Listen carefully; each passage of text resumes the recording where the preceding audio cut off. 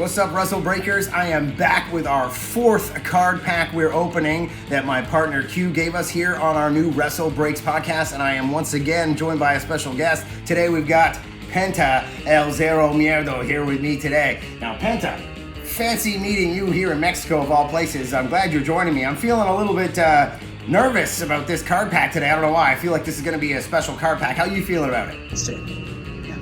Okay, zero fear there from Pénta. What a surprise. But let's check it out.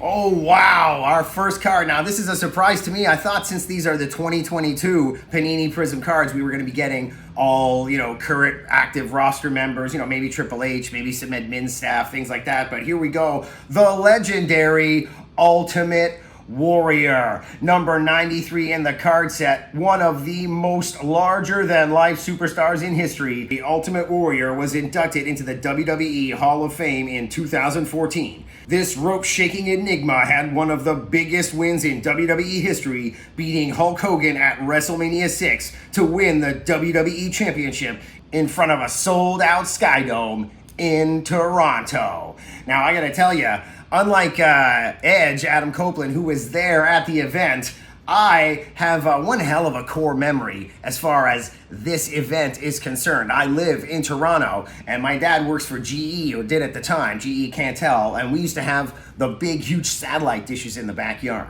And we had it was April 1st, if you remember, WrestleMania 6, April 1st. And we had just moved into a brand new house.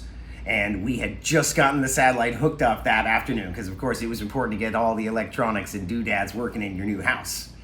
And wouldn't you know, going through the stations right after it got hooked up, he's like, hey, we're working, satellite's on, boom, boom, click, click. There it was. We had the box. We got all the free stuff. My dad got hooked up. There was WrestleMania 6. It was Dusty Rhodes coming down to the ring. He was going to take on the Macho King and Sherry with Sapphire by his side. And my dad looked over at me and I was like, and he's like, all right. And we sat and I watched that match.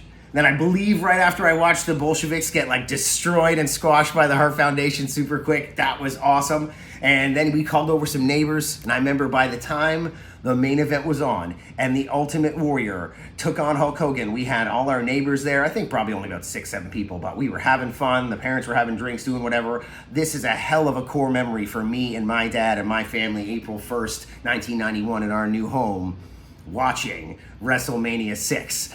And Adam Copeland, of course, core memory for him. I've been wanting to mention that I've got some cool Adam Copeland stuff coming up in the future here on not only maybe WrestleBreaks, but on the Demand Lucha channel. We've got some exclusive footage, and I'll tell you some stories about the relationship that I have with Adam Copeland. But maybe we'll come across a Copeland card at some time in the future, and I'll bring it up. But watch for some new and exclusive rare material from around this time period, 90s, early 90s, with Adam Copeland that we've got in the vaults over at Demand Lucha. But the Ultimate Warrior, one hell of a way to start off this card pack. I told you I was nervous, Pénta. This pack is going to be pretty intense. El Cero.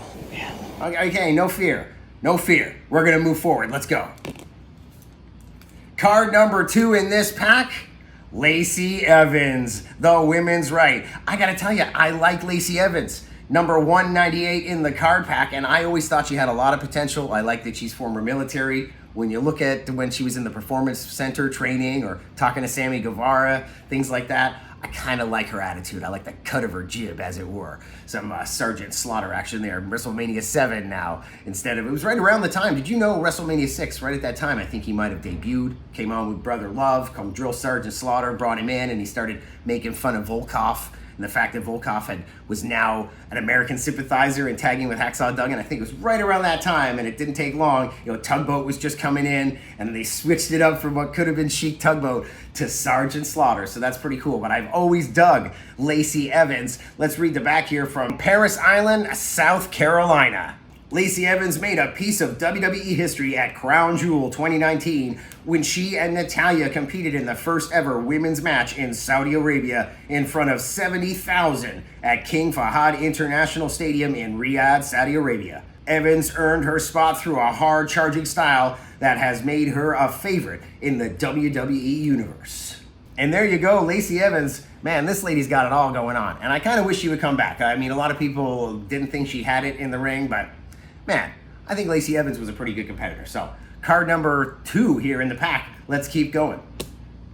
Boom, here we go. Card number 3, Sonya Deville. And I do believe this is the first still shot, promo shot we've had. Second up and down card in this pack. A lot of our cards were coming action shots sideways. Technically, that Lacey Evans wasn't really an action shot, but it was her during her entrance with her arms in the air. But this is a full-on promo shot of Sonya Deville from her obvious SmackDown GM stage here. Card number 147, Sonya Deville found success as both a singles and tag team competitor, the last as one half of the memorable team Fire and Desire. Most recently, she has created headlines working in the SmackDown General Manager's office alongside Adam Pearce. Some have questioned the impartiality of her decisions. Sonya Deville, and of course, this is no longer accurate as far as the information. The 2022 card's a little behind. Sonya Deville, no longer the GM of SmackDown, of course. And is she even, I think she's still on the roster, might have made a recent return, was dealing with some injuries, and in her personal life, dealing with some stalkers, had the police involved in things, so pretty interesting. But I'm pretty sure that Sonya Deville, she's tough, she's got no fear. Right, Penta? How's she feeling? Zero Miedo. There you go, zero Miedo. One card left. Let's see what we got going on here. Oh, no! It's Adam Copeland, and he's fearless, just like you, Pénta. Zero Miedo.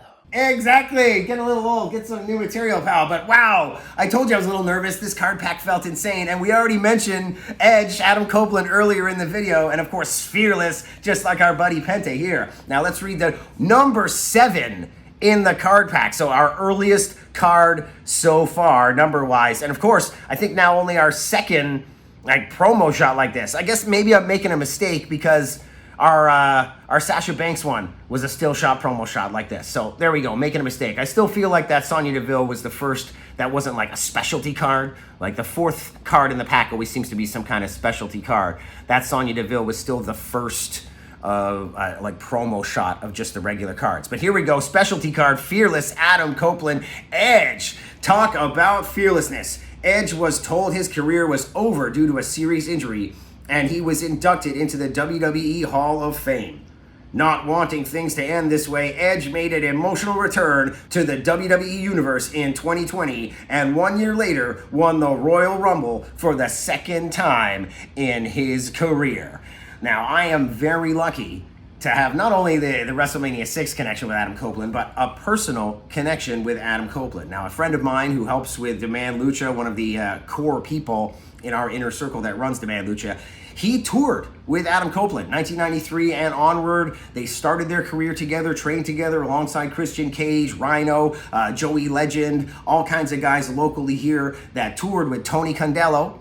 I recently did the intro and an introductory speech to the Toronto debut of the Death Tour, the Tony Condello documentary. Everybody really enjoyed it. I got to meet Tony face to face for the first time, but I've seen a lot of footage of him because A&E did their special on Adam Copeland, and I went through all of my friends' high 8 tapes and videotapes from back in the day. He was the only guy on tour that had videotapes, and I've got some stuff that probably Rhino and Christian don't want the public to see. We won't be putting that on YouTube, but what I will be putting on YouTube very soon on the Demand Lucha YouTube page is early training footage, first matches of Adam Copeland. We're talking even before the first tours, just in Toronto, his first matches before Adam Impact, before Sexton Hardcastle in his Bret Hart cosplay and his massive, massive mullet and hair going as Adam Copeland for his first matches. We're going to put that out on YouTube. But wow, what a way to bring it all around here again from the Ultimate Warrior, where the card talked about his WrestleMania 6 victory over Hogan,